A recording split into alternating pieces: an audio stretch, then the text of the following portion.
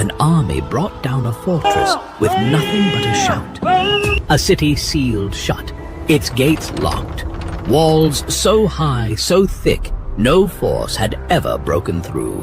Unshaken for generations, armies feared it. No one dared challenge it. But then came a nation with no weapons, no ladders, no catapults, just trumpets and silence. For 6 days they marched and said nothing. But then on the 7th day, what happened next would shake the world and echo for generations. This isn't just the story of a wall collapsing. This is the story of a promise fulfilled, a people led by faith, and a God who conquers without lifting a sword. This is the story of the fall of Jericho.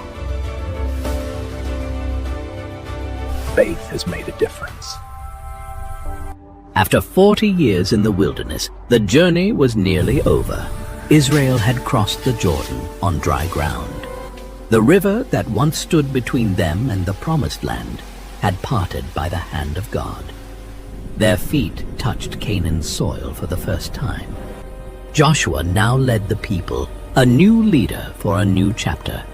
Behind him stood a nation shaped by manna, miracles, and mercy. Ahead of him loomed a city like no other, Jericho. Its walls towered above the plains, a mighty fortress city with high, impenetrable walls, gates locked, watchmen alert. No army had ever breached it. To Canaan, it was an unbreakable fortress. To Israel, it was the first test of promise.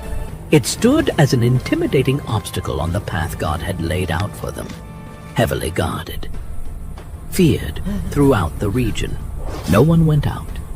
No one came in. Jericho closed itself off, not because of Israel's weapons, but because of the God they served. But this battle would not be won with swords. It wouldn't be won with strength, because the war for Jericho belonged to the Lord. Before the people ever stepped foot into Canaan, Joshua had quietly sent 2 men ahead from their camp at Shittim to scout out the land, especially Jericho. The men crept through the darkened valleys and approached the great city quietly. As they entered Jericho, their path brought them to a modest house nestled into the city wall itself. The owner was Rahab, a woman known in Jericho, though not for noble reasons. She was a prostitute, living on the margins of society. But why Rahab? Why would God choose a